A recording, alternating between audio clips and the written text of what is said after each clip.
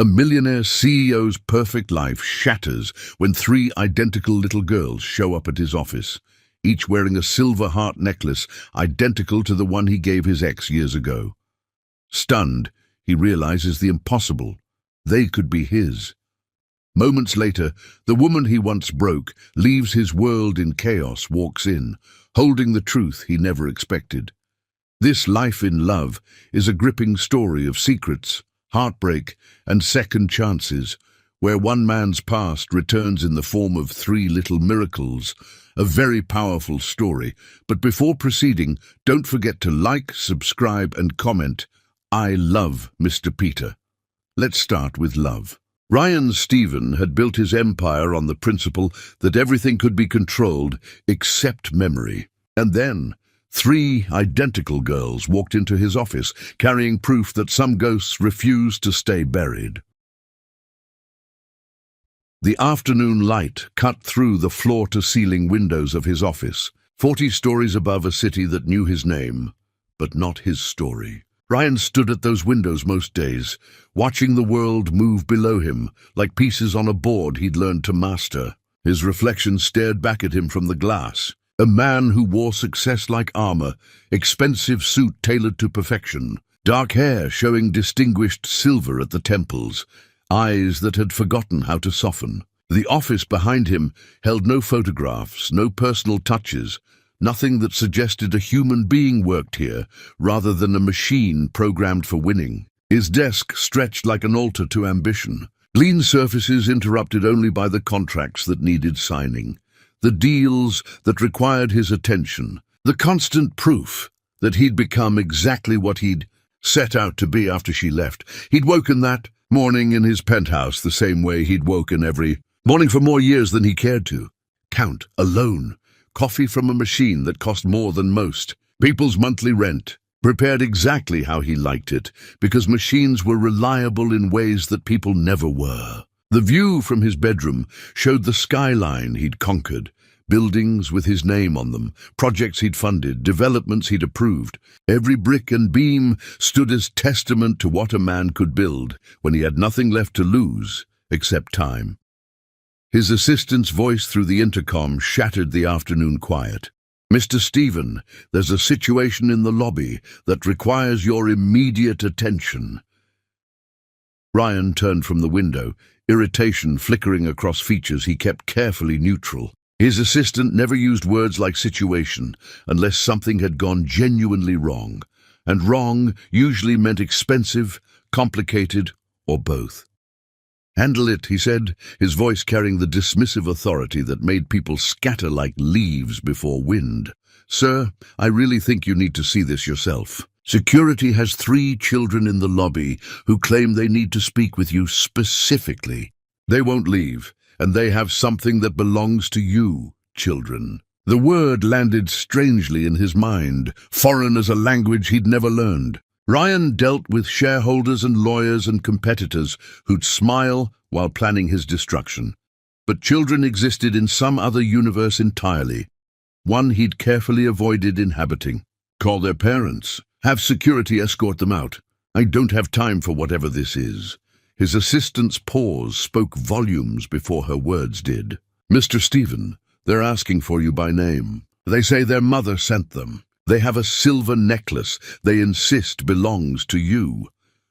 The floor beneath Ryan's feet shifted in ways that had nothing to do with the building's foundation. Silver necklace. The words triggered memories he'd buried under concrete and steel, images he'd successfully ignored for more years than these children had probably been alive. His hand moved to the intercom button, pressed it with fingers that wanted to shake, but he wouldn't allow. "Send them up." He stood behind his desk when they arrived. 3 small girls who looked identical in every way except the colors they wore. The first one stepped through his office door wearing a red dress with white flowers, her hair braided in intricate patterns that must have taken someone with patience and skill to create. Beads threaded through those braids clicked softly when she moved her head, assessing him with eyes too intelligent for someone so young. Behind her came a second girl in blue, quieter but no less observant, her gaze cataloguing his office like she was memorizing evidence. The third wore green and stayed slightly behind her sisters, watching him with an expression he couldn't quite read. They stood before his desk like warriors preparing for battle, and something about their bearing reminded him of someone who'd once stood in this very spot, back when his office was smaller and his heart was still capable of breaking. The girl in red spoke first, her voice steady despite what must have been terrifying circumstances. "Are you Ryan Stephen?" "I am." His response came automatically, years of negotiation, teaching him to answer questions without revealing anything useful. "Who are you, and how did you get past building security?" "My name is Cordelia," the girl in red said. "These are my sisters, Charlotte and Colette. We're very sorry for interrupting your work, but our mother collapsed, and we don't know what else to do. She's in the hospital, and she keeps saying your name. And we found this in a box under her bed, with your name on newspaper clippings about you, the smallest one." Colette, in green, stepped forward and placed something on his desk. Ryan's eyes tracked the movement, saw her small hand open, watched the silver heart necklace pool on the dark wood surface like liquid memory. The world narrowed to that piece of jewelry, that specific object he'd spent months' salary to purchase. That symbol of everything he'd believed about love before learning that believing was just another word for foolish. He picked up the necklace with hands that remained steady through sheer force of will, turned it over to find the engraving still there, words he'd written in his own handwriting at the jeweler's shop all those years ago. "Forever begins with us, R.S." The letters remained sharp and clear, time unable to erase what he'd marked permanent. The weight of it in his palm felt heavier than memory should, substantial as regret, real as the pain he'd taught himself to ignore. "Where did you get this?" His voice emerged rougher than intended, scraped raw by the effort of keeping everything else locked down. "Charlotte." The one in blue answered with precision that suggested she'd prepared for this question. "It was in a metal box under our mother's bed. We weren't supposed to go through her things. But after the ambulance came and she wouldn't wake up properly, we needed to find information about family or emergency contacts. The box had this necklace and lots of newspaper articles about you. Pictures from when you opened your first office, when you expanded to other cities, when magazines wrote about your success. Our mother cut them all out and saved them in plastic sleeves like they were important. She never mentioned knowing you," Cordelia added, her fierce protectiveness evident in the way she stood slightly in front of her sisters. "She never talks about our father or any men. She works all the time to take care of us. 3 different jobs, and she's always tired, but she still helps with homework and makes dinner and braids our hair. But when she collapsed at work and the fever made her confused, she kept saying Ryan over and over. Ryan Stephen. She said it like a prayer or a promise, or maybe both." Ryan forced his mind to work through the shock, to process information the way he'd trained himself to analyze data. 3 identical girls meant triplets. Their mother had a box with his necklace, his name, evidence of tracking his life. Their mother who collapsed, who spoke his name in delirium, who these children thought might somehow be connected to him. The mathematics of possibility formed patterns he didn't want to examine too closely. "What's your mother's name?" he asked, though part of him already knew, had known from the moment he saw the necklace, had perhaps known from the instant his assistant said children were in his lobby asking for him by name. "Cindy," the smallest one whispered, speaking for the first time. "Her name is Cindy Judd." The name detonated in Ryan's chest like ordnance buried deep, waiting all these years for someone to dig it up and trigger the explosion. Cindy Judd. The woman who'd left him without explanation or forwarding address or any indication that she'd ever existed beyond the empty space she created by leaving. The woman he'd searched for until searching became obsession, and obsession became dangerous, so he'd stopped and built walls instead. The woman whose absence had shaped every decision he'd made since, every relationship he'd sabotaged. Every moment he'd chosen solitude over the risk of being destroyed again. "Take me to her," he said, and the words came out sounding like command or threat or perhaps surrender. He couldn't tell which. Take me to your mother right now. Cordelia studied him with eyes that saw too much, evaluated his response with an intensity that made him wonder what kind of adult she'd become if she was already this formidable. Will you help her? The hospital says she needs tests and specialists and things that cost money we don't have. Will you help her even though she never contacted you, even though we don't know why she kept all those articles about you? Ryan looked at these three small girls who'd walked into his carefully controlled world, carrying the one thing he'd sworn was lost forever, who stood before him asking for help on behalf of a woman who taught him that love was just another word for abandonment. He should refuse. He should call social services. Let the system handle whatever crisis had brought them here. He should protect himself from whatever trap this situation represented. Instead, he heard himself say, yes. The word came out simpler than the feelings behind it, cleaner than the tangle of emotions currently shredding his carefully maintained composure. Yes, he would help. Yes, he would see her. Yes, he would walk back into the past that he'd spent years trying to demolish and bury. Yes, because some doors remain open no matter how many walls you build around them. Ryan picked up his phone and told his driver to prepare the car immediately. He'd looked at these three girls who'd just rewritten his entire afternoon, his entire week, possibly his entire life. Let's go, he said, and followed them toward a reckoning he'd stopped believing would ever arrive. The hospital room door would stand before him like a portal to every heaven and hell he'd ever known. And Ryan Stephen would realize that some walls aren't built to keep people out. They're built to keep the broken pieces in, and his were about to shatter completely. Chapter 2. The Architecture of Ice.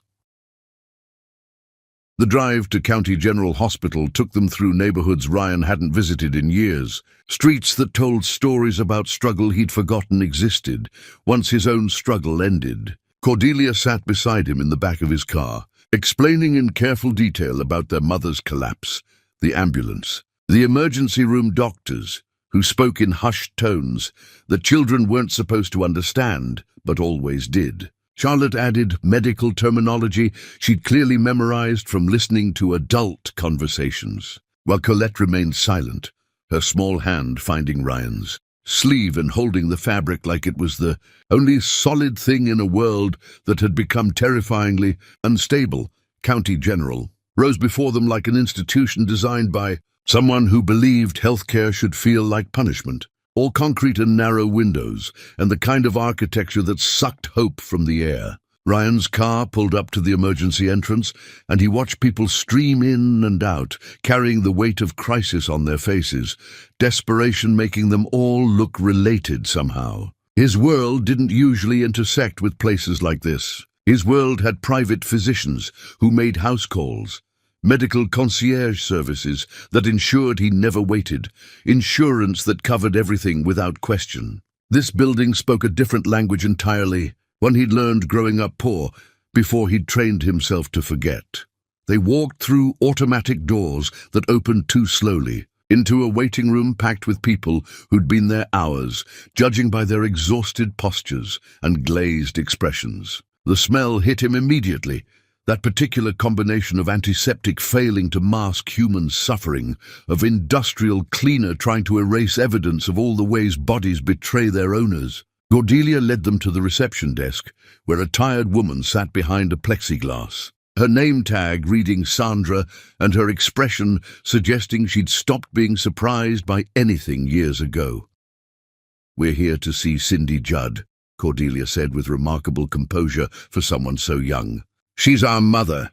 These are her daughters. And this is Ryan Stephen. He's here to help." Sandra's expression shifted slightly when she heard Ryan's name, recognition flickering across features trained not to react. She typed something into her computer, frowned at whatever appeared on screen, then picked up a phone. "Let me get the supervising physician," she said, and the careful politeness in her voice told Ryan that his name had triggered some protocol. Some chain of command that involved people with authority making decisions. A man in a white coat appeared within minutes, younger than Ryan expected, with intelligent eyes behind wire-rimmed glasses, and the kind of calm competence that came from seeing terrible things so often they became routine. "Mr. Stephen, I'm Dr. Harrison. Thank you for coming so quickly. Miss Judd's daughters were quite resourceful in finding you, though I have to admit we weren't sure they'd be successful."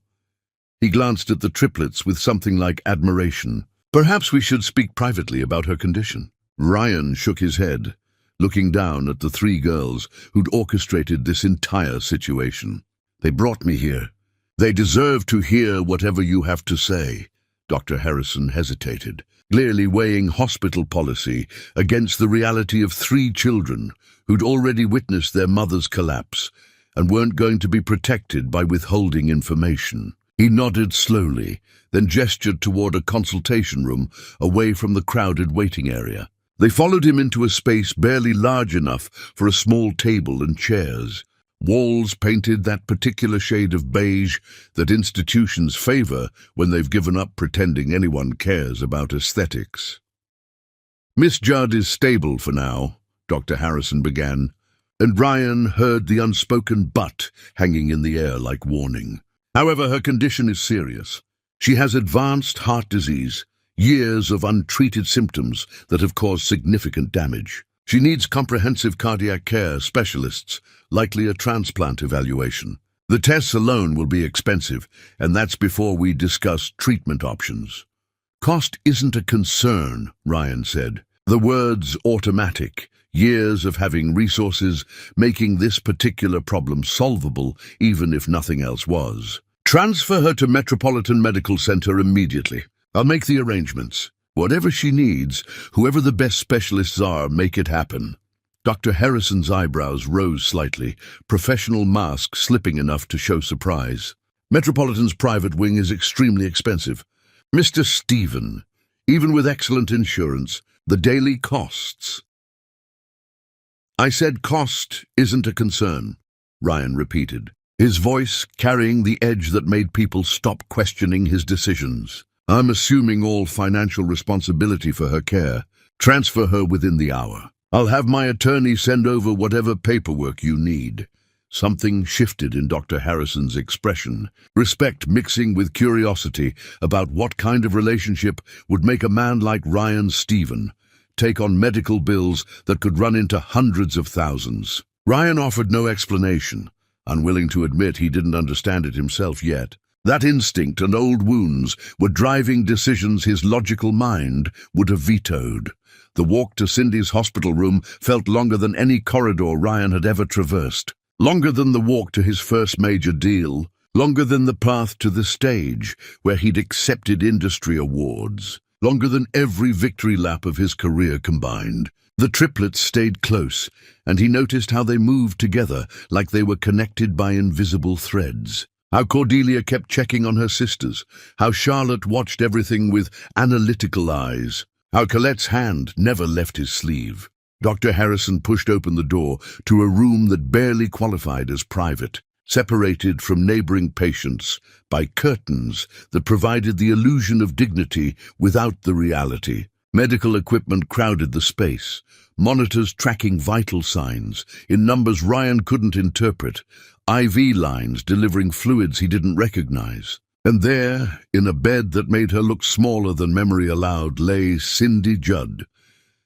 Time had touched her, but not diminished her. Ryan's mind catalogued changes, while his heart attempted resurrection. Her black hair showed silver strands she wore without apology, cut shorter than she'd kept it before, natural in texture rather than straightened. Her skin still glowed with that deep richness that had made him want to touch her constantly, though now her cheekbones were too prominent. Her collarbones sharp beneath the hospital gown, evidence of weight loss that spoke to struggles he knew nothing about. She lay with eyes closed, and for a moment Ryan could pretend this was just sleep. Could imagine she might wake and smile the way she used to before everything broke. Then her eyes opened, tracking slowly toward the commotion of her daughters entering, and Ryan watched her face transform as consciousness brought recognition. She saw the girls first, and love blazed across her features with an intensity that made his chest hurt. That look, that specific expression of devotion, belonged to them now. Whatever she'd felt for him lived in the past, if it had survived at all. Then her gaze found him standing in the doorway, and recognition hit her like physical impact. Shock bleached the color from her face, made her hand reach for the bedrail as if she needed something solid to hold. Her lips parted on words that didn't come, and Ryan watched emotions scroll across her features too quickly to identify them all. Shock, yes. Fear, definitely. Grief, maybe. And underneath everything else, exhaustion so profound it seemed to have weight. "You shouldn't have come," she whispered. And her voice carried none of the strength he remembered, scraped hollow by illness and years he hadn't witnessed. "You shouldn't be here." The words should have given him exit, should have provided permission to walk away from whatever complicated disaster this situation represented. Instead, they ignited something dark and unfinished in his chest, something that had been smoldering for years, waiting for oxygen. "Too late," Ryan said, moving into the room with steps that felt like claiming territory. "Your daughters found me. They brought me your necklace, the one you apparently kept all these years, along with newspaper clippings about my life. They asked me to help, and I said yes. So now I'm here, and you don't get to send me away with weak protests about what I should or shouldn't do." Cindy's eyes tracked to her daughters, clustered near her bed with expressions that blended relief and uncertainty.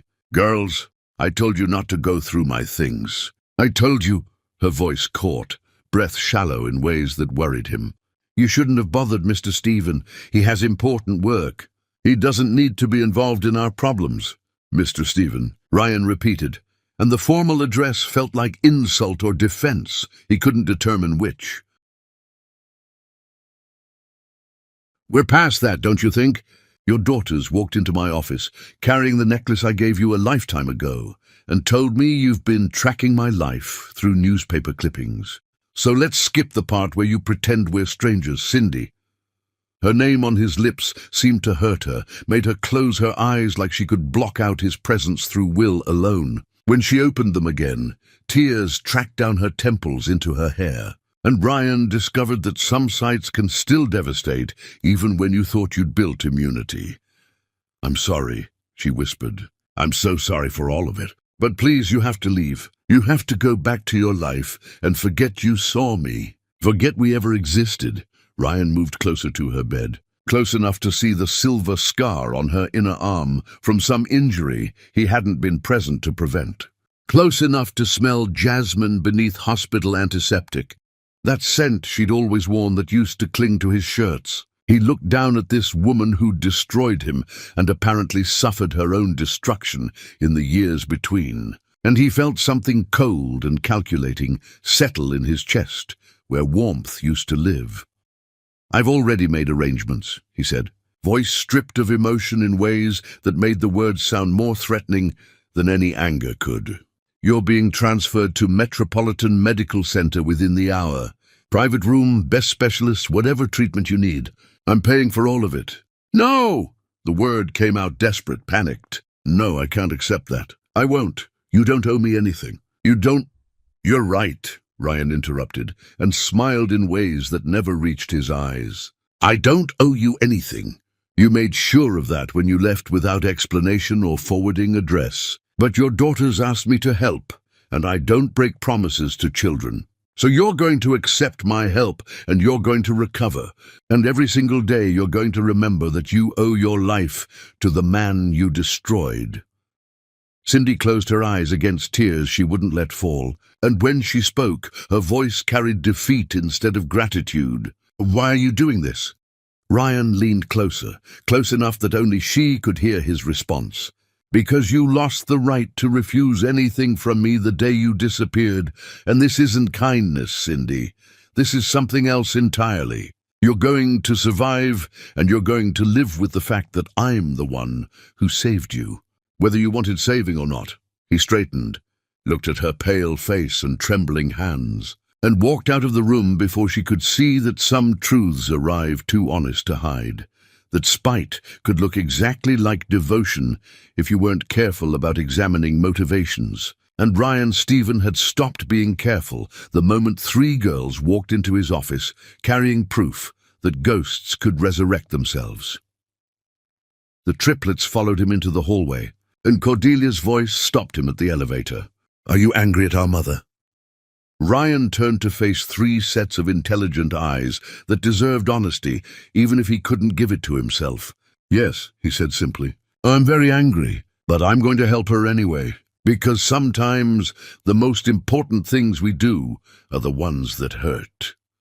Colette moved to his side, her small hand finding his again, and she looked up at him with expression too knowing for someone who should still believe in fairy tales. "You look at her the way dragons look at treasure they're guarding but not allowed to keep," she whispered. Ryan had no response to this 7-year-old's observation, because some truths were too accurate to acknowledge. He pressed the elevator button and tried not to think about what kind of man guards treasure he simultaneously wants to protect and destroy. But the answer was becoming uncomfortably clear with every passing moment. Chapter 3. The Invasion of Small Things. Metropolitan Medical Center's private wing existed in a different universe from County General, one where illness came wrapped in luxury and suffering wore expensive linens. Ryan walked through corridors that smelled like lavender instead of disinfectant, past nurses' stations that resembled hotel concierge desks, toward the room where Cindy had been installed like reluctant royalty. The transformation had taken less than 3 hours, which was what happened when Ryan Stephen made phone calls and signed papers that made administrators move faster than they'd ever thought possible.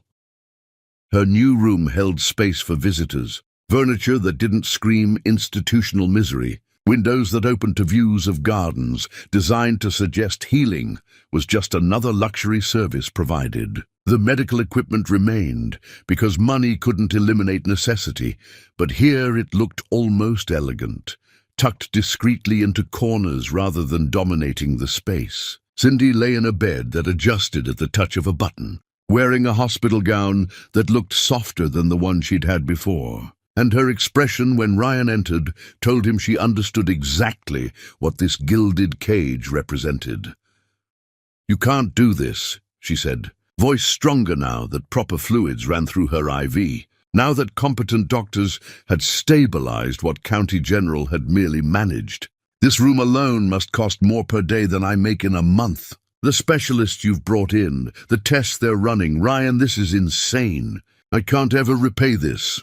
"I don't recall asking you to repay anything," Ryan responded, settling into the chair beside her bed like he owned it, which in a sense he did since his donations had funded this entire wing's renovation. "Your daughters needed their mother to receive proper care. I'm providing that care. The financial details are none of your concern." "Everything about this is my concern," Cindy said, trying to sit up straighter and wincing when her body reminded her why that was difficult. "You're trying to turn my illness into some kind of debt I'll spend the rest of my life owing, and I won't do it. I won't be obligated to you because you have money and I don't." Ryan studied her face, seeing the pride that had probably kept her from asking for help years ago. The stubbornness that had apparently sustained her through situations he was only beginning to understand. "You think I'm doing this to create obligation? You think I want you feeling indebted?" He leaned forward, close enough that she couldn't avoid his eyes. "I'm doing this because your daughters walked into my office carrying a necklace I gave you when we were different people, and they asked me to help. I said yes to them, not to you. So your pride and your concerns about obligation are irrelevant. This is happening whether you like it or not."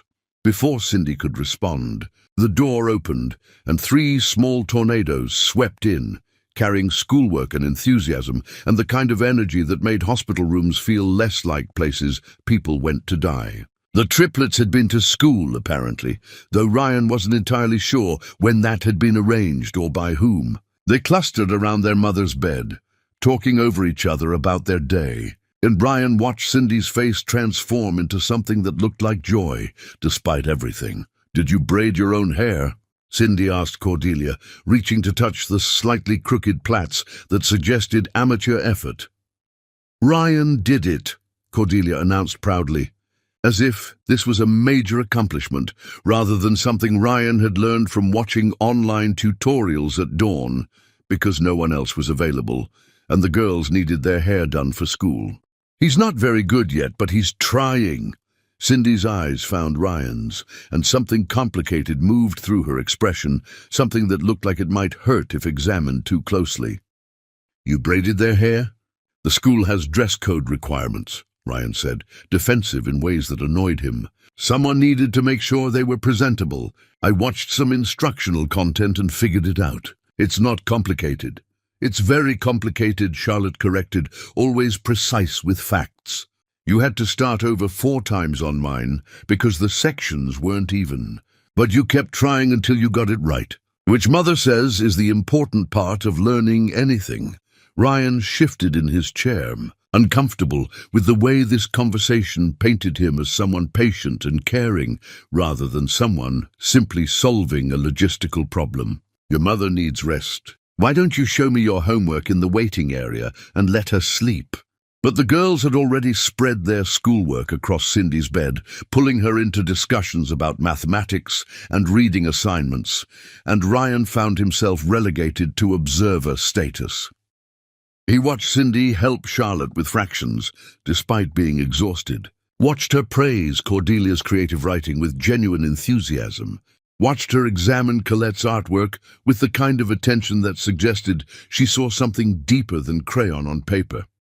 The evening routine established itself without anyone formally deciding on its structure. Ryan brought the girls to visit after school, stayed while they did homework with their mother, then took them for dinner in the hospital cafeteria that tried very hard to not look like a cafeteria. He learned that Cordelia would eat anything. Charlotte had specific opinions about food textures, and Colette preferred drawing to eating, but would consume meals if distracted by conversation. His penthouse absorbed their presence the way desert sand absorbed water, every surface gradually accumulating evidence of habitation. Toys appeared in the living room, despite his having bought exactly 0 toys. Apparently, his assistant had taken initiative, filling the space with items appropriate for children whose lives had been upended. The girls claimed their rooms with increasing confidence, personalizing spaces that had been waiting years for someone to care enough to make them personal.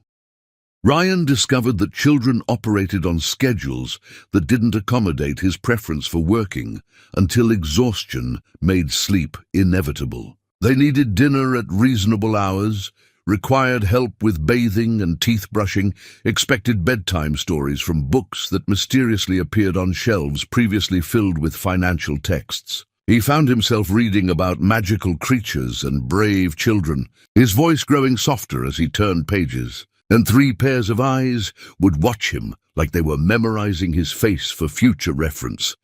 The first real conversation between him and Cindy happened late, after the girls had been collected by the night nurse for a special tour of the pediatric wing. Cindy waited until they were gone before speaking, her voice carrying something that sounded like desperation. "You have to stop being so good to them," she said, and the words came out wrong, like she was accusing him of kindness as if it were a crime. "They're getting attached to you, Ryan. They're starting to think of you as someone permanent, someone who'll be there. And when this ends, when I'm better and we go back to our real lives, it's going to destroy them. When this ends," Ryan repeated, something cold settling in his chest. "You're already planning your exit?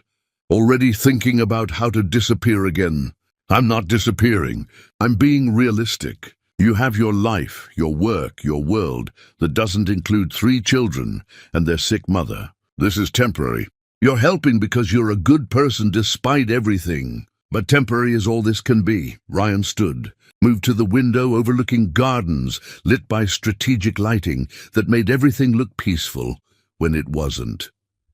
You don't get to decide what's temporary and what's not. You don't get to plan everyone's exits without asking what they want. Your daughters came to me for help and I gave it. If they're getting attached, maybe that's because they need someone besides an exhausted mother working herself to death trying to prove she doesn't need anyone." "That's not fair," Cindy whispered, and he heard tears in her voice, though he didn't turn to confirm them. "Nothing about this is fair," Ryan shot back. "It wasn't fair when you left without explanation. It wasn't fair that you were struggling while I had resources you refused to ask for. It's not fair that your daughters had to be the adults who solved the problem you created by staying silent. So don't talk to me about fair, Cindy. We're past fair. We're somewhere else entirely now." The silence that followed felt heavy enough to have weight, pressing down on them both. Finally, Cindy spoke again, her voice smaller than before. "I left to protect you. I don't want to hear it," Ryan said, spinning to face her. "Not tonight. Not when I'm exhausted from playing father to children who aren't mine, from restructuring my entire existence around someone else's crisis, from trying to figure out how the hell I'm supposed to feel about any of this. Save your explanations for when I'm ready to hear them, because right now, I'm just trying to survive each day without remembering too much about what we used to be." He walked toward the door, needing distance before he said things that couldn't be unsaid, but her voice stopped him at the threshold. "They are getting attached to you. I see it happening and I can't stop it. Cordelia talks about you constantly. Charlotte asks questions about your childhood like she's building your biography. Colette draws pictures of you in every single artwork she creates. You're becoming their whole world, Ryan. And when you realize this is too much, when you decide to return to your real life, they're going to be devastated." Ryan turned back, looked at this woman who'd once been his whole world, who'd taught him that loving someone meant they could leave. "Then I guess I better not leave," he said quietly, "because I've been devastated before, and I wouldn't wish it on anyone, especially not 3 girls who deserve better than adults who keep abandoning them." He left her room before she could respond, walked past the nurses' station where staff nodded respectfully, found the girls in the pediatric wing playing with children whose illnesses showed in ways Cindy's didn't yet. Colette saw him first, her face lighting with recognition that made something in his chest crack open slightly, and she ran to him with complete trust that he'd catch her. Ryan caught her because apparently that's what he did now. He caught falling children and paid medical bills and learned to braid hair in patterns he'd never known existed. He became someone's solution instead of someone's problem, and the irony wasn't lost on him that Cindy's crisis was teaching him how to be human again. "Can we stay a little longer?" Cordelia asked, appearing at his side with Charlotte close behind. "There's a girl here who's lonely, and we're teaching her to play the games we know." Ryan looked at these 3 who'd invaded his life carrying a silver necklace and impossible hope, and he realized that some invasions you didn't defend against because they were conquering parts of you that needed defeating. "Yes," he said, "we can stay." Chapter 4. The Doctor Who Sees Too Much. Morning arrived with autumn light filtering through Ryan's penthouse windows, illuminating 3 girls eating cereal at his kitchen counter like they'd always lived there. He'd learned their breakfast preferences through trial and error, discovered that Cordelia liked her cereal soggy, Charlotte preferred hers barely moistened, and Colette would only eat the colored pieces, leaving the plain ones scattered like abandoned casualties. Small details that somehow mattered more than any information he'd ever memorized about markets or competitors or strategies. The school run had become routine, though calling it routine sanitized the chaos involved. 3 lunch boxes to prepare, 3 backpacks to check, 3 sets of teeth to verify were brushed. Ryan had hired a driver specifically for them, someone patient and kind, who wouldn't mind the constant questions and occasional arguments about who sat where. He watched them pile into the car, Cordelia already talking about her day's plans, Charlotte organizing her homework folder with precision, Colette clutching a drawing she'd made for her mother. The hospital visit happened every afternoon now, A pilgrimage Ryan couldn't have avoided even if he'd wanted to. He walked through Metropolitan Medical's private wing like he owned it, which technically he did, through donations that funded most of this floor. The nurses knew him by name, smiled when he passed, asked about the girls with genuine interest. He'd become a fixture here, part of the landscape. The man who appeared daily with children who brought light into rooms designed for darkness.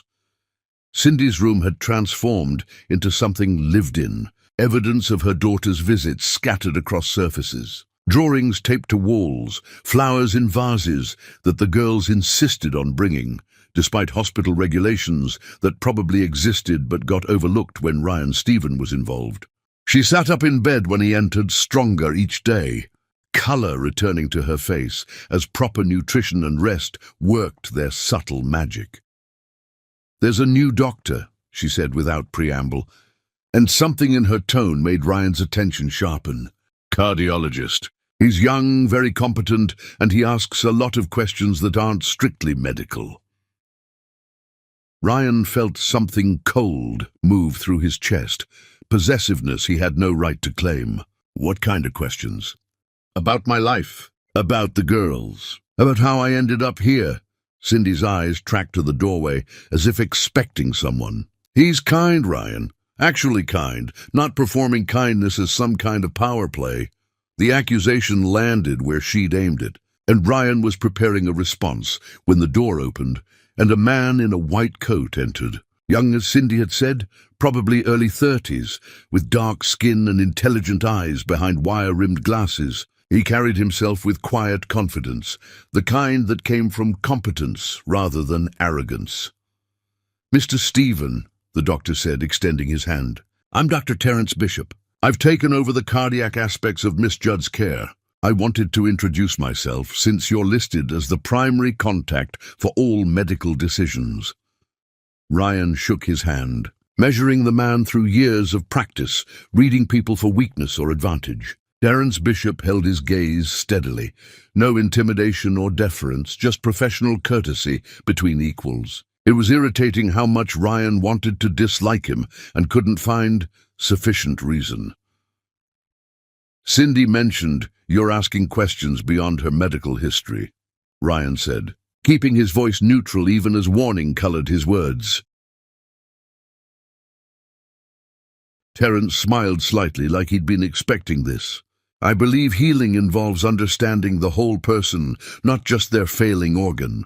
Miss Judd has 3 young daughters and no apparent support system beyond you, which suggests a complicated situation that affects her recovery outlook. Stress impacts healing. Understanding her life helps me provide better care. Her life is none of your concern beyond the medical aspects," Ryan said, and heard how territorial he sounded, how possessive, like he had rights to Cindy's privacy that he absolutely didn't possess. "Ryan," Cindy's voice cut through the tension, tired and sharp. "Dr. Bishop is just trying to help. You don't need to treat every man who speaks to me like he's a threat." The observation landed like accusation, and Ryan realized he'd been unconsciously positioning himself between Cindy and Terence, his body language screaming protection or ownership or both. He forced himself to step back, to relax posture that had gone defensive without permission.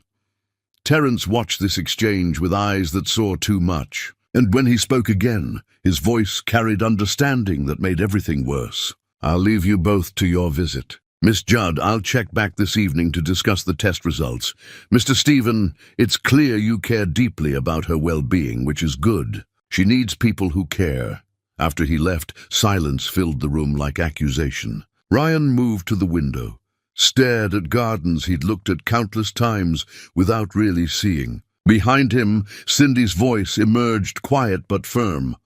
"You can't do that. You can't act possessive when you have no claim to me. We're not together, Ryan. We haven't been together for over a decade. You're helping me because of some complicated mix of obligation and revenge and old feelings. But that doesn't give you ownership rights." Ryan turned to face her, and the words that came out surprised him with their honesty. "You kept my necklace. You saved newspaper clippings about my life. You whispered my name when you were dying. So don't tell me about claims and ownership when you've been holding on to me all these years while pretending you let go." Cindy's face crumpled slightly, pain flashing across features she tried to keep neutral. "That's not fair." "You keep saying that," Ryan observed, moving closer to her bed. "Like fairness is something we're entitled to. Like the universe operates on some principle of justice we can appeal to. Nothing about us was ever fair, Cindy. Not how we met, not how we loved each other, not how you left. So stop expecting fairness now." The girl's arrival interrupted whatever Cindy might have said. 3 small bodies, carrying the energy of completed school days and childhood enthusiasm. They climbed onto her bed carefully, mindful of her IVs and monitors, chattering about their day in overlapping sentences that somehow made perfect sense to their mother. Ryan watched from his chair, observing how Cindy's whole being oriented toward her daughters, how she touched their faces like confirming they were real, how she listened to every word like their stories mattered more than anything else in existence. The love there was so pure, so uncomplicated compared to everything else, that it made his chest ache with something he couldn't name. Charlotte turned to him suddenly, her analytical mind apparently needing his input. "Ryan, Mother says you were successful because you worked very hard, but I think there's more to it than that. Can you explain what makes someone actually successful rather than just wealthy?" The question surprised him, too sophisticated for someone so young, too penetrating for comfort. Ryan considered deflecting, giving some easy answer about determination and opportunity. But those 3 pairs of eyes watching him deserved better than platitudes. "Success is complicated," he started, trying to find words that were honest without being dark. "Sometimes success means building something important. Sometimes it means having people you love who love you back. Sometimes it just means surviving when everything tells you to quit. I built something that looks impressive from the outside, but I'm not sure that makes me successful. Ask me again in a few years, and maybe I'll have a better answer." "You're successful at taking care of us," Colette said quietly, her small voice carrying weight that contradicted her size. "That seems important." Ryan had no response to this, no words adequate to address the sudden tightness in his throat. He looked at Cindy and found her watching him with expression he couldn't read. Something that looked like it might be grief or regret, or possibly something more complicated than either. Later, after the girls were settled with the evening nurse and Ryan prepared to leave, Cindy called him back. He paused at the door, waiting. "Thank you," she said, and the words came out like they cost her something. "For being patient with them, for braiding their hair and checking their homework, and teaching Colette that drawing is important even when it's not practical. You're giving them something I couldn't, and I'm grateful even if I'm terrible at showing it." Ryan looked at this woman who destroyed him and was now thanking him for caring about her children, and he felt the anger that had sustained him start to crack around the edges. "I'm not doing it for gratitude," he said. "I'm doing it because they asked me to help. And I keep my promises to children even when I can't keep them to anyone else."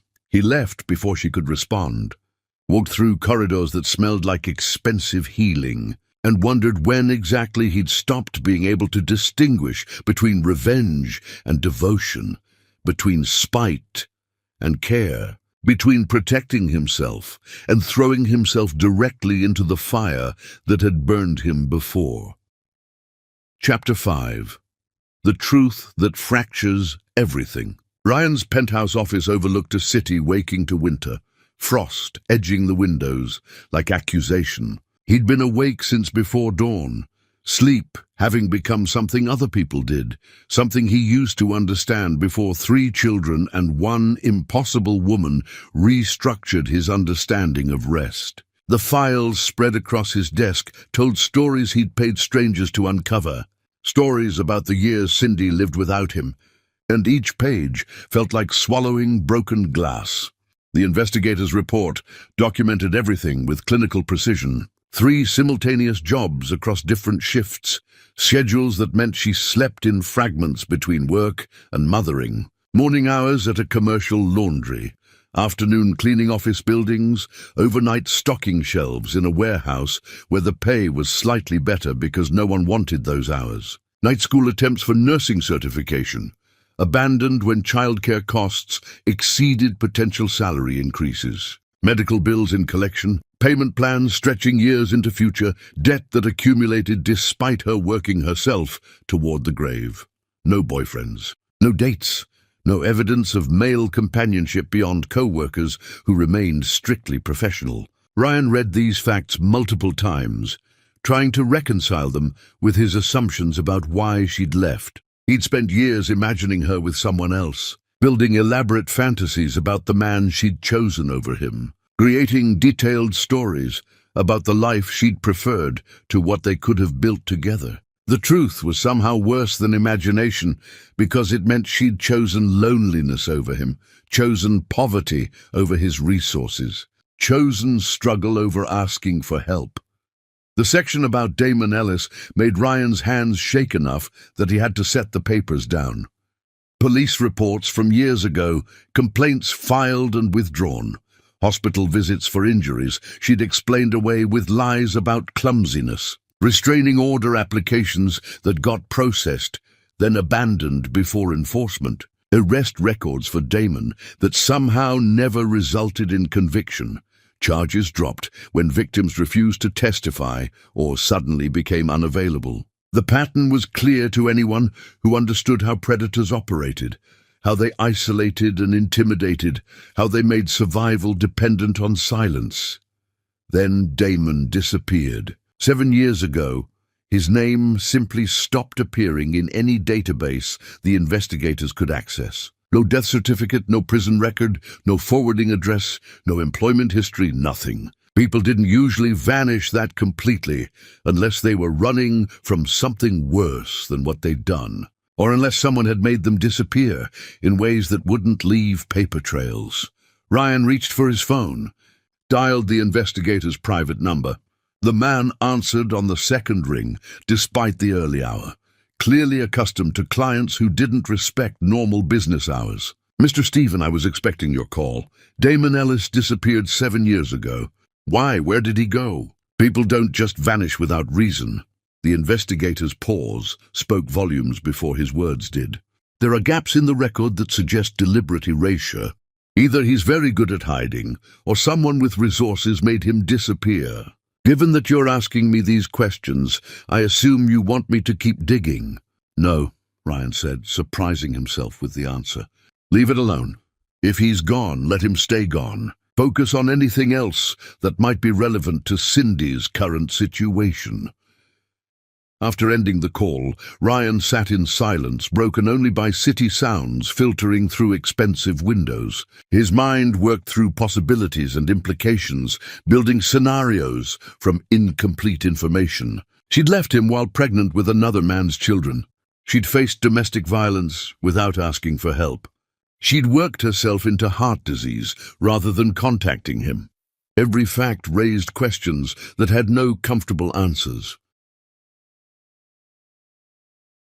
The girls appeared in his office doorway, still in pajamas. Cordelia leading as always, her hair loose around her shoulders in ways that meant she'd need it braided before school. They'd learned his space now, knew which rooms were theirs to invade and which remained off-limits. And apparently his office qualified as invasion appropriate.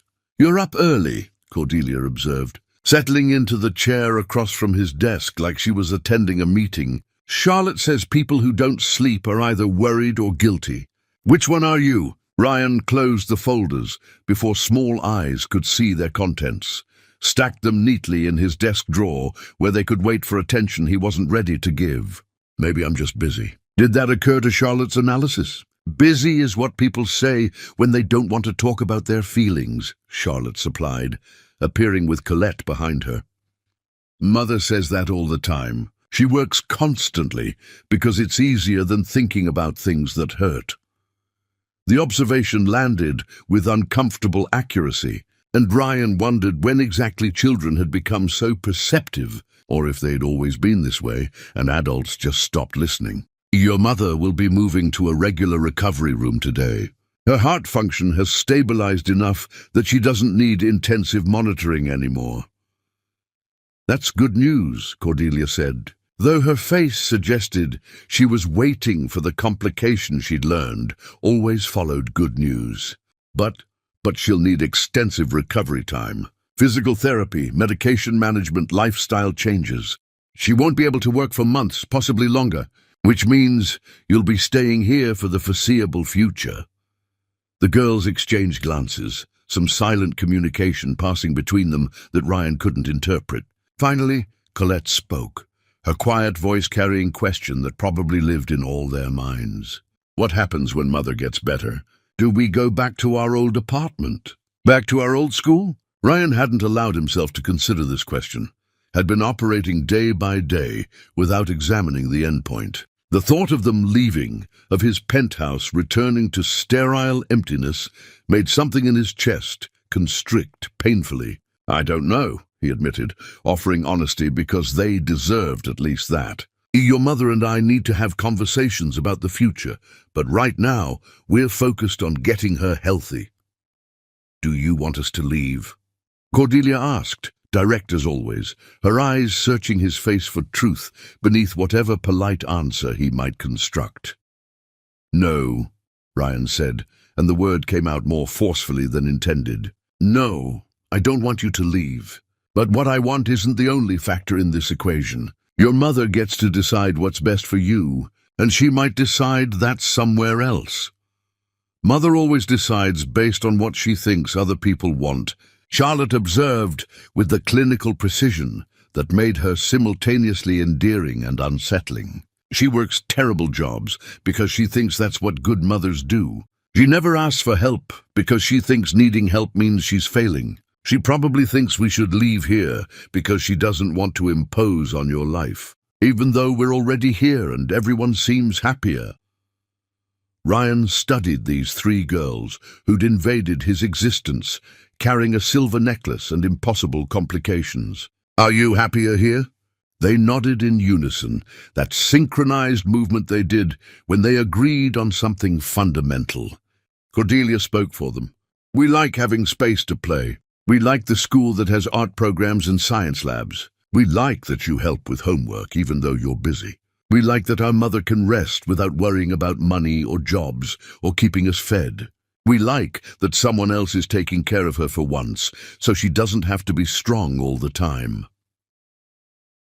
The words painted a picture of Cindy's previous life that made Ryan's anger shift targets. She'd been drowning while he'd been thriving, struggling while he'd been succeeding, and the universe's cruelty in keeping them separated felt deliberate rather than accidental. Your mother and I have complicated history, he said carefully, trying to explain what he barely understood himself. She left without explaining why, and that hurt me deeply. I'm helping now because you asked me to, but I'm still figuring out how I feel about everything. You love her, Colette said simply, like stating obvious fact. You look at her the way our neighbor looked at his garden before it died, like something precious that you couldn't save but can't stop trying to anyway. Ryan had no response to this. No defense against 7-year-old wisdom that saw through every wall he'd built. He stood, moved toward them with purpose that suggested subject changes were necessary. We need to get you ready for school. Hair first, then breakfast, then we'll visit your mother before I take you to campus. The morning routine absorbed them, familiar patterns that had become comfortable through repetition. Ryan braided hair with increasing competence, his fingers learning the motions that produced neat plaits instead of crooked disasters. He made breakfast while they gathered school materials, packed lunches with the attention he usually reserved for important documents, verified that homework was complete and backpacks were properly organized. The drive to the hospital happened in relative quiet.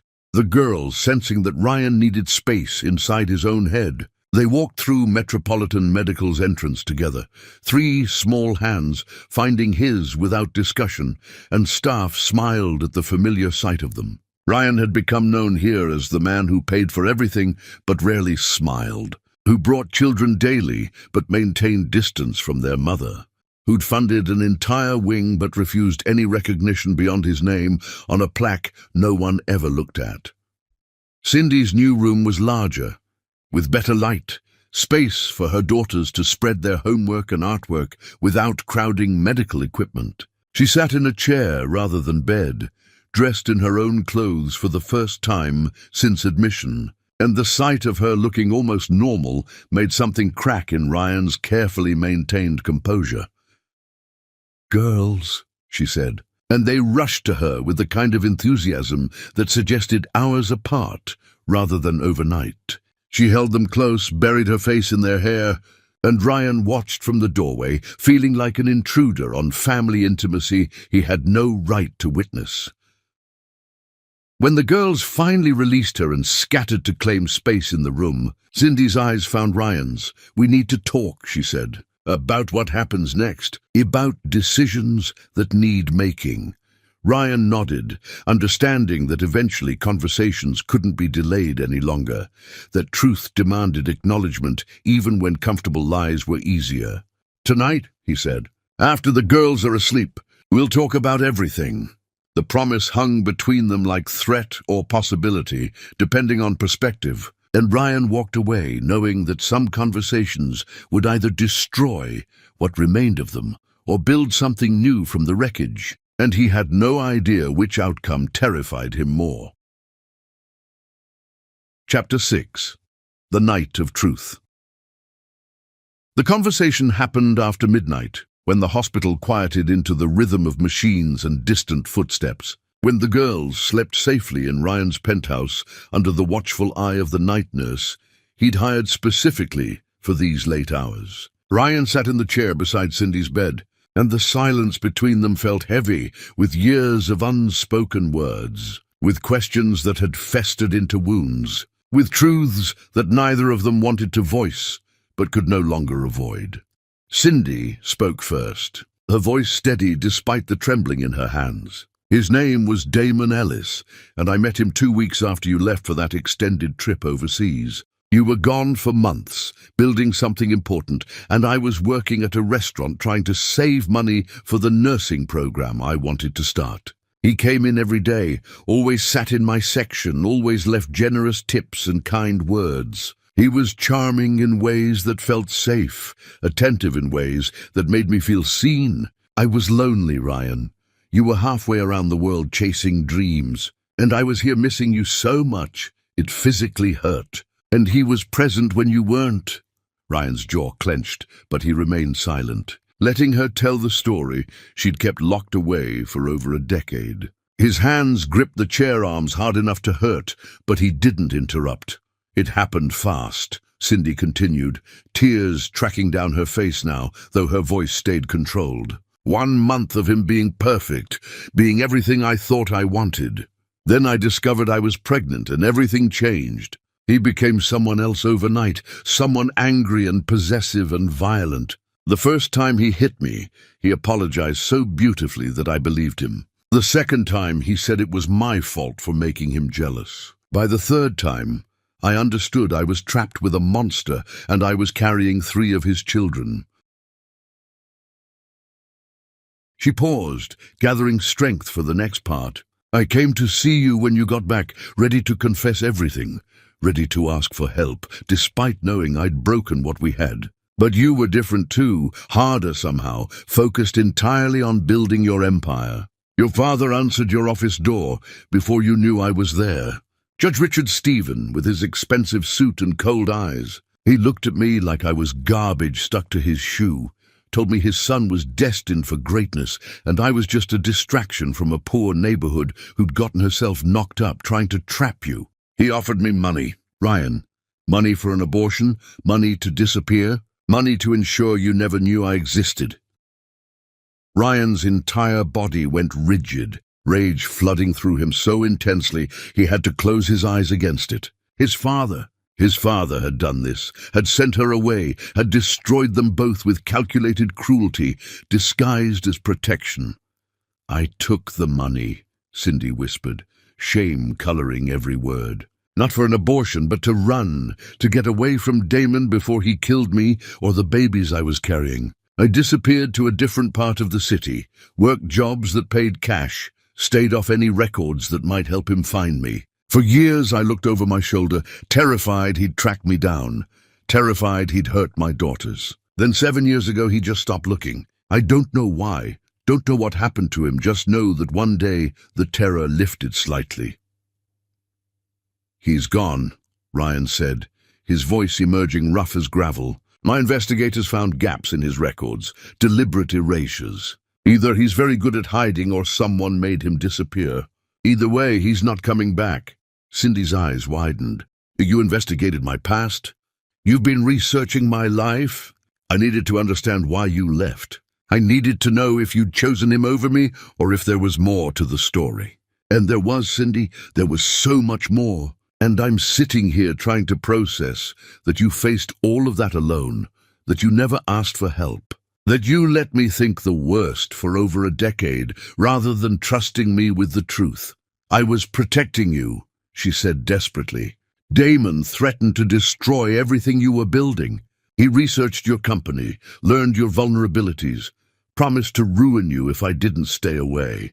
And your father made it clear that me being in your life would damage your future, that loving me was a mistake you'd eventually regret. So I chose your success over my happiness, chose your empire over my safety, and I've lived with that choice every single day since."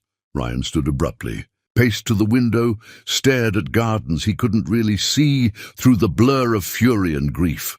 "You didn't protect me. You destroyed me. You took away my choice, made decisions for both of us like I was a child who couldn't handle hard truths. I would have fought for you, Cindy.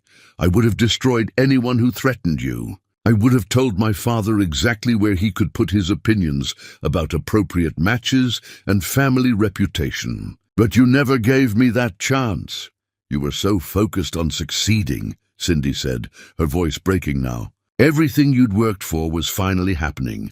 Doors were opening. Opportunities were arriving. How could I be the person who destroyed that? How could I saddle you with another man's children and a dangerous ex and all the complications that came with me? You deserve better than what I could offer. Ryan, you deserve someone from your world. Someone who'd help you rise instead of dragging you down." Ryan spun to face her, and the expression on his face made her flinch. "Don't you dare tell me what I deserved. Don't you dare make martyrdom sound noble when it was really just fear. You were afraid I'd choose my career over you, so you made the choice for me. You were afraid I'd resent you eventually, so you left before I could. You wrapped cowardice in sacrifice and convinced yourself it was love." The accusation hung between them like a weapon, sharp and deadly, and Cindy absorbed the blow with visible pain. "Maybe you're right," she whispered. "Maybe I was a coward. Maybe I should have trusted you more than I trusted my fear. But I can't change the past, Ryan.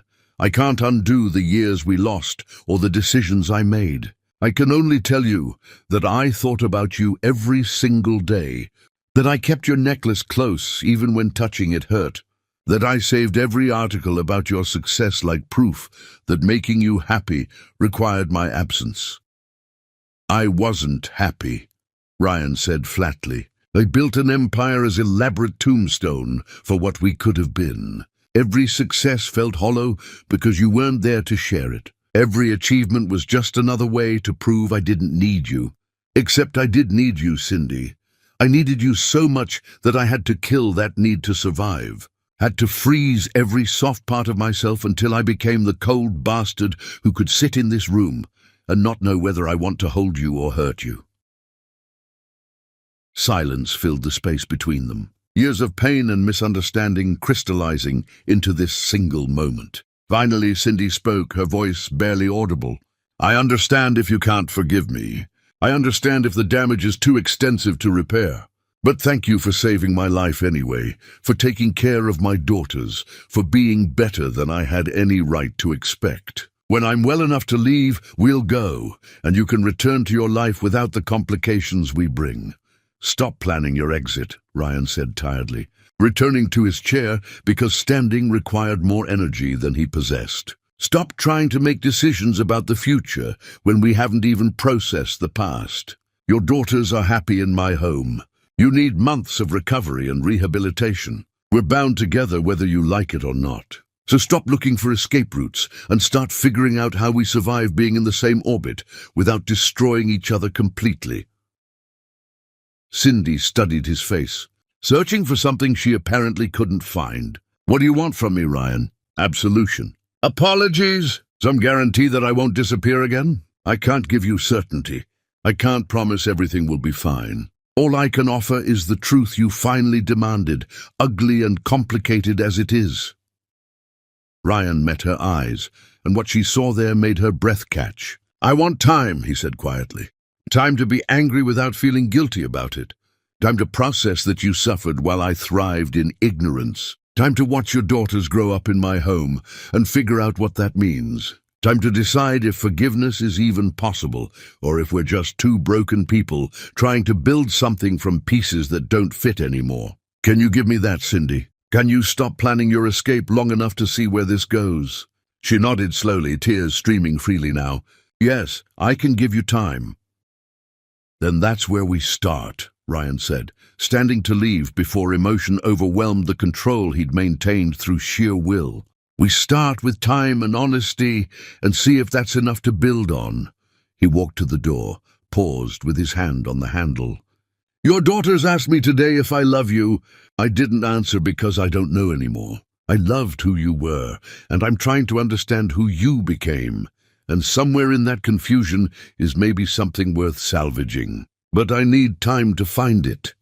Ryan left before she could respond, walked through corridors that smelled like expensive healing and tasted like bitter truth, understanding that some conversations cracked you open and left you raw. And the only question was whether the wounds would heal stronger or just scar differently. Chapter 7. The Father's Reckoning. Ryan stood in his father's study, a room that smelled of leather and lies, old books and older cruelties. Judge Richard Stephen sat behind his mahogany desk like a king holding court, silver hair perfectly styled, expensive suit pressed to perfection, eyes cold as January. The old man looked pleased to see his son, which meant he hadn't yet realized this wasn't a social call. "Ryan, this is unexpected. I haven't seen you in months. Too busy building your empire to visit your aging father?" The judge's voice carried practiced warmth that had never reached genuine, the tone he'd perfected over decades of manipulating courtrooms and families with equal skill. "Tell me about Cindy Judd," Ryan said, his voice stripped of any pretense at civility. "Tell me about the pregnant woman who came to see me over a decade ago, the one you turned away with money and threats." The judge's expression shifted slightly, calculation replacing false warmth. "So she found you after all these years. I wondered if she might, once you became successful enough to be worth the effort. Did she come asking for money?" "Women like that always do eventually." Ryan moved closer to the desk, and something in his bearing made the old man's hand drift toward the phone. "Women like what exactly? Explain to me what kind of woman gets beaten by her boyfriend, comes asking for help while pregnant and terrified, and gets told she's trash trying to trap someone above her station." "I protected you," the judge said, defensive now. "You were building something important, finally showing the potential I always knew you had. That girl was a distraction from a poor neighborhood, knocked up by some criminal, trying to use your feelings for her to secure a comfortable life. I did what fathers do, son. I protected your future from your temporary feelings." "You destroyed my future," Ryan said, his voice emerging cold enough to freeze. "You sent away the only person I ever loved, told her she wasn't good enough, gave her money to disappear like she was a problem to be solved rather than a human being in crisis. And you did it behind my back, made choices about my life like I was property you owned, instead of a person who got to decide his own path." The judge stood, attempting to regain authority through height and position. "I made the right choice. Look at what you've become, Ryan. Look at your success, your influence, your empire. Would you have any of this if you'd been tied down by 3 children who weren't even yours? If you'd been dragged into domestic disputes and poverty and all the complications that girl brought with her, I'd have been happy, Ryan said simply. I'd have had a family and love and someone to build a life with instead of building monuments to loneliness. But you couldn't stand that, could you? Couldn't stand the idea of your son choosing someone who wasn't from the right social circles, who didn't have the right connections, who'd make your country club friends whisper. She was black and poor and damaged, the judge said bluntly, his mask slipping entirely now. She would have destroyed your reputation before you even established one. I saved you from a mistake that would have haunted your entire career. Ryan's hand moved so fast the judge didn't see it coming, swept the expensive desk lamp onto the floor where it shattered with satisfying violence. Her name is Cindy. She's the mother of 3 brilliant daughters. She worked herself into heart disease, keeping them fed, while I was getting rich off the empire you claim to have protected. And she's worth more than you'll ever be, you racist, controlling bastard who hides cruelty behind words like protection. The judge stumbled back, genuine fear flickering across features unused to being challenged. You can't speak to me like this. I'm your father. You're a stranger who shares my last name, Ryan corrected, his voice deadly calm now. A stranger who I'm about to systematically erase from my life and legacy. Your legal connections, gone. I'll make calls that ensure every firm knows you're toxic. Your social standing, demolished. I have friends in media who'd love an exclusive about judicial corruption and family abuse. Your comfortable retirement, frozen. My lawyers are already working on separating every dollar you think you can rely on. You're being hysterical, the judge tried, attempting to regain control. Emotional. This is exactly why I had to make hard choices for you, because you let feelings cloud judgment. I'm being thorough, Ryan said. This is what I do, Father. I identify problems and I eliminate them with precision. You taught me that, actually, during all those lessons about ruthlessness and winning at any cost. You just never imagined I'd apply those lessons to you. He walked toward the door, paused to deliver his final statement. Cindy nearly died because you sent her away. She struggled for years because you convinced her she wasn't worthy of asking for help. Those 3 little girls grew up without resources or stability because you decided they didn't deserve better. That blood is on your hands, and I'm going to make sure you taste it every single day for the rest of your miserable life. Ryan, wait, the judge called, his voice carrying panic now. We can discuss this rationally. Perhaps I made mistakes in judgment, but surely we can reach an understanding. There's nothing to discuss, Ryan said without turning around. You're dead to me. The only reason I'm not destroying you completely is because Cindy taught me that revenge isn't the same as justice. But I'm removing you from my life with surgical precision, and you'll spend whatever years you have left understanding exactly what you lost when you chose cruelty over compassion.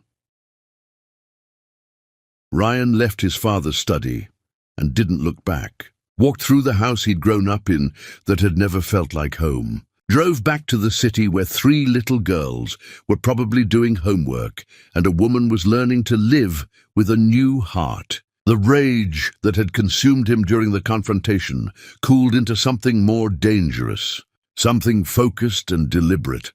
He made phone calls from his car, his voice steady as he dismantled his father's world piece by careful piece. Legal partnerships dissolved with strategic words to the right people. Social invitations got quietly rescinded through networks Ryan had spent years cultivating. Financial accounts faced scrutiny from authorities who owed Ryan favors. Nothing illegal, nothing that could be traced directly back to him. Just the slow, systematic isolation of a man who'd believed he was untouchable. By the time Ryan reached the hospital, his father's world had already begun crumbling. And Ryan felt nothing except the cold satisfaction of a job done properly. He walked through Metropolitan Medical's entrance, nodded to staff who'd become familiar, found Cindy's room where soft light suggested evening, settling into night. She looked up when he entered, and whatever she saw in his face made her sit straighter. What happened? I visited my father, Ryan said, settling into his usual chair. "We had a conversation about choices and consequences. He won't be a problem anymore." Cindy's eyes widened. "Ryan, what did you do?" "Nothing he didn't earn," Ryan replied. "Nothing permanent or violent, just uncomfortable and isolating and exactly what he deserves. He sent you away when you needed help, convinced you that loving me was wrong, and I've spent the evening teaching him that some cruelties have prices that come due eventually." "You didn't have to do that," Cindy whispered. "You didn't have to destroy your relationship with your father because of what happened to me." Ryan looked at her, this woman who still didn't understand that she'd always been worth fighting for. "I didn't destroy our relationship. He did that years ago when he chose control over love. I just made the consequences visible. And I'd do it again, Cindy, because nobody gets to hurt you and walk away unscathed. Not even family." Tears slipped down her face, and Ryan watched them fall without moving to comfort her, still too raw himself to offer softness when everything inside him felt sharp and dangerous. "I don't know how to process this," she said. "I don't know how to accept that you're fighting battles for me when I spent years believing you were better off without me." "Then learn," Ryan said quietly. "Learn to accept that you were wrong about my father, wrong about my priorities, maybe even wrong about whether loving you was the mistake you convinced yourself it was. We have time now, Cindy. Time to rewrite every assumption, time to build something real instead of what we thought we were supposed to want. Use that time to understand that I'm done letting other people make choices about who matters to me." The conversation ended there, both of them too exhausted for more honesty tonight. But something had shifted. Some wall had cracked, and through that crack came possibility, fragile and uncertain, but undeniably present. Chapter 8. The Longest Night. Cindy's condition deteriorated on a Wednesday, the kind of ordinary day that should have contained no drama, but instead held terror. Ryan was in a meeting when his phone rang with the hospital's emergency number, and he didn't apologize to anyone before walking out mid-sentence, before running to his car, before driving with the kind of reckless speed that suggested panic overriding judgment. The ICU felt colder than anywhere he'd ever been. Machines everywhere providing evidence that Cindy's new heart was failing, that rejection responses were exceeding expectations, that her body had decided to wage war against the organ keeping her alive. Doctors spoke in careful medical language that translated to uncertainty, to percentages that weren't in anyone's favor, to the possibility that they'd saved her life only to lose her anyway. The triplets arrived within the hour, pulled from school by the assistant Ryan had called with shaking hands. They looked small and terrified in the ICU waiting room. 3 identical girls trying to be brave while their world threatened to collapse. Ryan gathered them close, let them cry against his chest, made promises he couldn't guarantee about their mother's survival. "Is she going to die?" Cordelia asked, her fierce confidence finally cracking to reveal the scared child underneath. "The doctors are doing everything possible," Ryan said, which wasn't an answer but was all the honesty he could manage. "Your mother is strong. She's been fighting all her life, and she's not going to stop fighting now." Charlotte pulled out a notebook, started writing lists of medical terms and survival statistics, trying to organize chaos into manageable data. Colette drew pictures with shaking hands, images of her mother surrounded by flowers and sunshine, and all the things that suggested hope when reality offered none. Hours passed like torture. The medical team worked with focused intensity, adjusting medications and monitoring responses, and making decisions that existed beyond Ryan's ability to influence or control. He discovered that money had limits, that resources couldn't manufacture miracles, that all his wealth and connections meant nothing against biology gone wrong. Dr. Terence Bishop emerged from the ICU at some point, exhaustion written across his features. "She's stabilized for now," he said. and Ryan heard the unspoken but hovering in those words. The rejection response is serious. We've increased immunosuppressants and adjusted protocols, but her body is fighting the transplant aggressively. The next 72 hours are critical. If she can get through this period, her chances improve significantly. If she can't, he trailed off, leaving the alternative unspoken. Can we see her? Ryan asked, needing visual confirmation that Cindy still existed, that she was still fighting, that this wasn't the ending they'd all feared. Terence hesitated, clearly weighing protocols against compassion. Brief visits only. She needs rest more than anything, but yes, you can see her. The girls should probably wait until she's more stable. Ryan nodded, turned to the triplets. I'm going to check on your mother. You three stay here with my assistant, and I'll come back with a full report. The walk to Cindy's ICU bed felt longer than any journey Ryan had ever taken. Machines surrounded her like technological guardians, tubes and wires connecting her to life support systems that beeped and hummed with mechanical indifference. She looked impossibly fragile, skin ashen against white sheets. Breathing assisted by equipment doing work her body couldn't manage alone. Ryan sat in the chair beside her bed, took her hand carefully around the IV line, felt how cold her fingers were despite the heated blankets.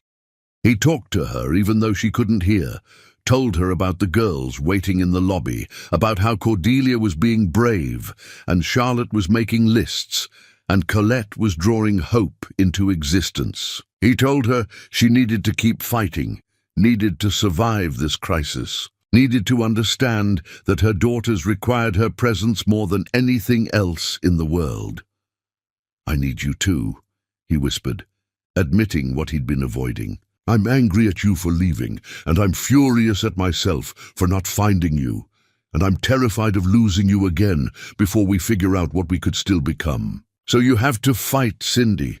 You have to win this battle, because I'm not ready to say goodbye. Not after just finding you again.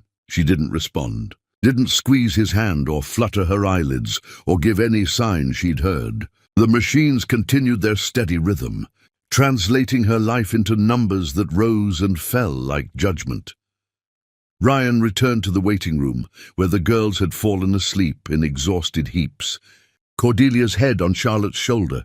Colette curled in the chair with his coat as blanket. His assistant had brought food no one ate, coffee that went cold in paper cups, magazines no one read. The waiting room population changed as other families came and went, their own crises playing out in parallel to his. But Ryan barely noticed any of them.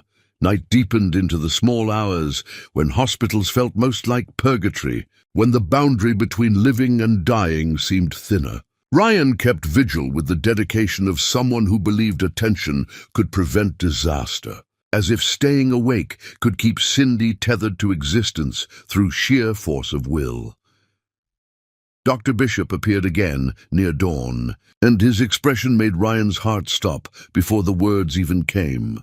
She coded an hour ago. We brought her back, but Ryan, you need to prepare yourself. Her body isn't accepting the transplant. We're running out of options. What options remain? Ryan asked, his voice steady despite everything inside him screaming. We could try a mechanical assist device, buy time for another transplant. We could increase immunosuppressants to dangerous levels and hope her body stops fighting. We could... Terence paused, clearly struggling. We could make her comfortable and let nature take its course. The first two, Ryan said immediately. Try everything. Try things that haven't been tried. I don't care about risks or costs or experimental protocols. Keep her alive, Terence. Keep her fighting. Something shifted in Terence's expression, respect mixing with something that looked like kinship. I'll do everything I can. But Ryan, you should know that even with aggressive intervention, her chances aren't good. You might want to prepare those girls for the possibility that their mother won't survive this. Ryan looked at the triplets sleeping in the waiting room chairs. 3 children who'd already lost too much, who deserved better than another abandonment. I'm not preparing them for loss. I'm preparing them for hope, even if hope is all we have left. Terence nodded slowly, returned to the ICU, where machines breathed for Cindy, and doctors performed miracles that sometimes worked and sometimes didn't. Ryan woke the girls gently, told them their mother was still fighting, suggested they go home and rest properly while he maintained the vigil. But Cordelia shook her head. Stubborn determination replacing exhaustion. We stay together. If Mother's fighting, we fight with her. That's what families do. So they stayed, 4 people bound by crisis and hope, waiting for dawn to bring either relief or devastation, understanding that some nights last forever, regardless of what the clock says. Chapter 9. The Resurrection. Morning arrived with unexpected mercy. Dr. Bishop emerged from the ICU, wearing the kind of exhausted smile that suggested good news earned through desperate effort. She's responding. The aggressive immunosuppressant protocol is working. Her body is starting to accept the transplant. She's not out of danger yet, but the crisis has passed. Ryan felt something in his chest unlock, tension releasing after hours of holding everything tight. The girls erupted in relief, tears and laughter mixing into sounds that made other waiting room occupants smile despite their own troubles. Colette hugged Ryan so tightly he could barely breathe, and he realized this small person had become essential to his existence somewhere along the way. "Can we see her?" Cordelia asked, hope blazing across her features. "Soon," Terence promised. "Let her stabilize a bit more, then brief visits. But yes, she's going to be okay. Your mother is incredibly strong."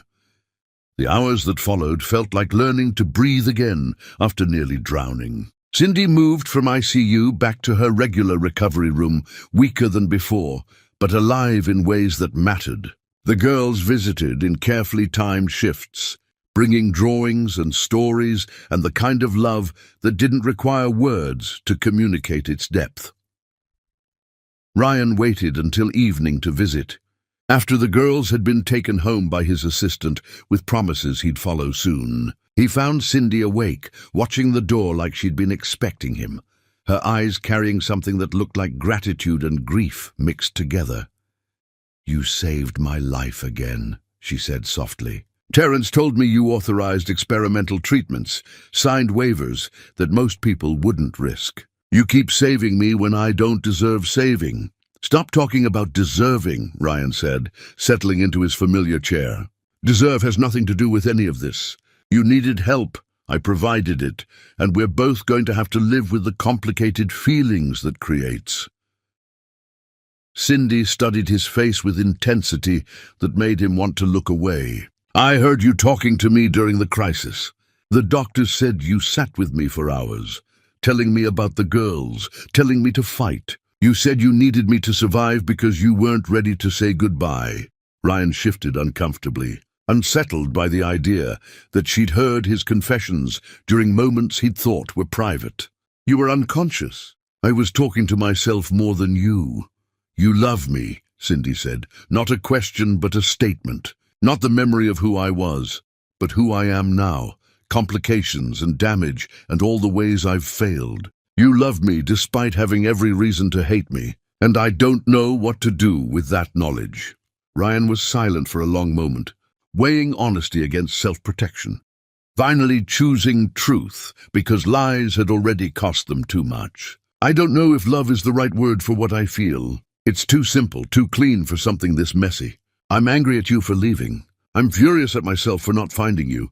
I'm terrified of caring again because last time it destroyed me. But yes, somewhere in all that confusion is something that looks like love if you're generous with definitions."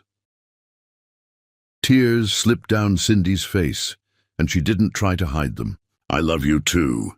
I never stopped, even when stopping would have made everything easier.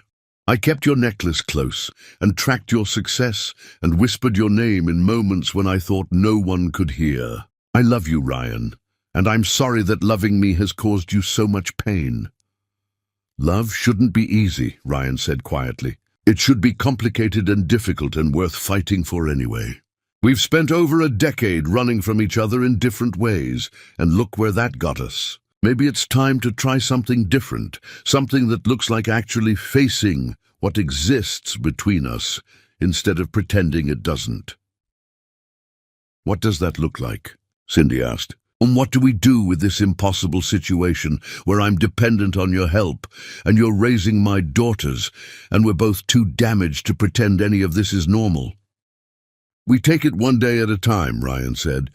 We let the girls stay in my home because they're happy there. We let you recover without rushing to plan your escape. We have conversations that hurt but need having. We figure out if what's broken between us can be repaired or if we're building something entirely new from the pieces. We stop making decisions based on fear and start making them based on what we actually want. What do you want? Cindy whispered. Ryan met her eyes, let her see past the walls he'd built. I want morning coffee with someone who understands why I take it black. I want to braid 3 girls' hair and complain about how complicated their patterns are.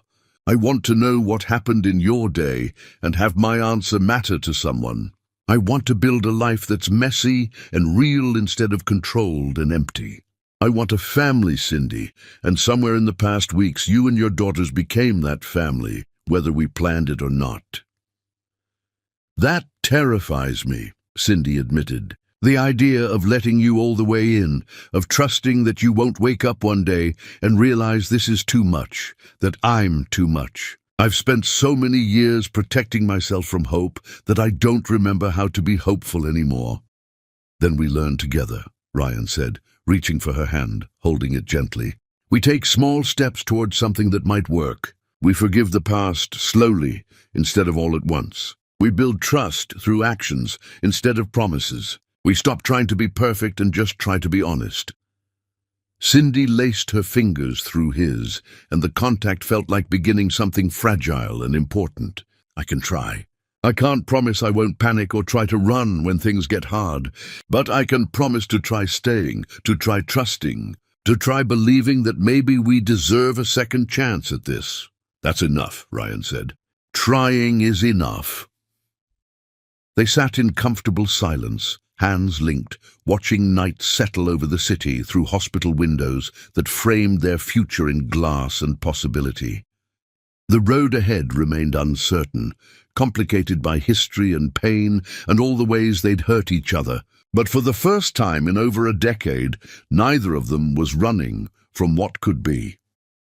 Somewhere in Ryan's penthouse, 3 little girls slept in beds that had become theirs, dreaming of mothers who survived and men who stayed and families that got built from broken pieces. And in a hospital room that smelled like expensive healing, 2 damaged people held hands and chose hope over fear, together over alone, the messy reality of love over the safe distance of solitude.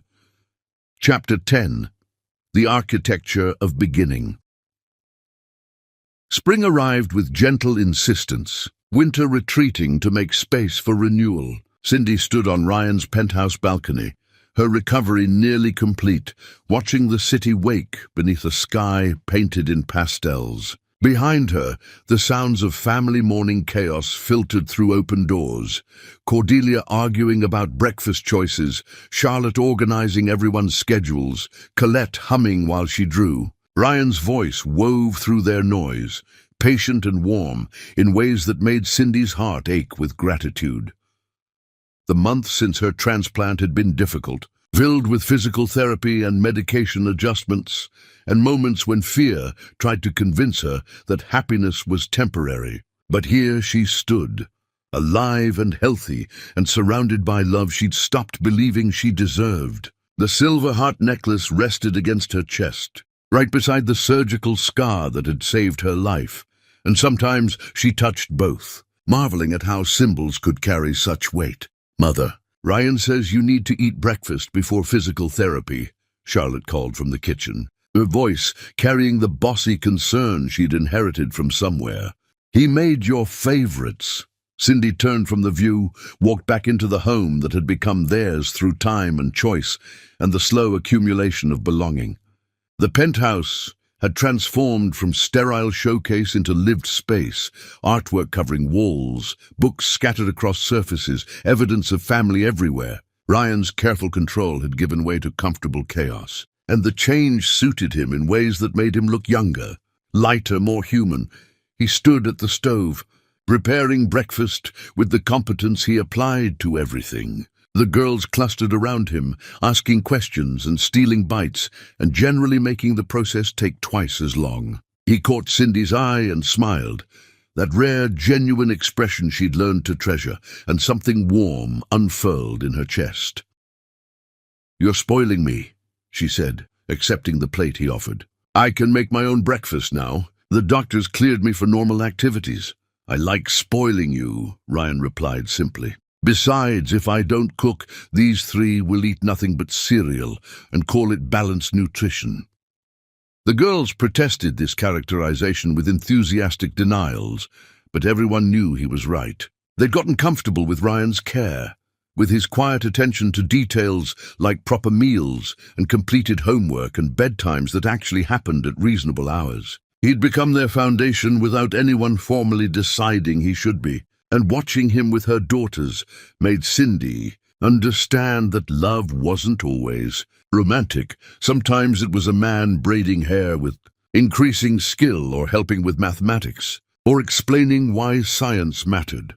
After breakfast, after the girls left for school with promises to behave and learn everything, Ryan and Cindy sat together on the sofa that had become their spot for serious conversations. His hand found hers automatically now, the contact as natural as breathing, and she marveled at how touch could communicate what words couldn't.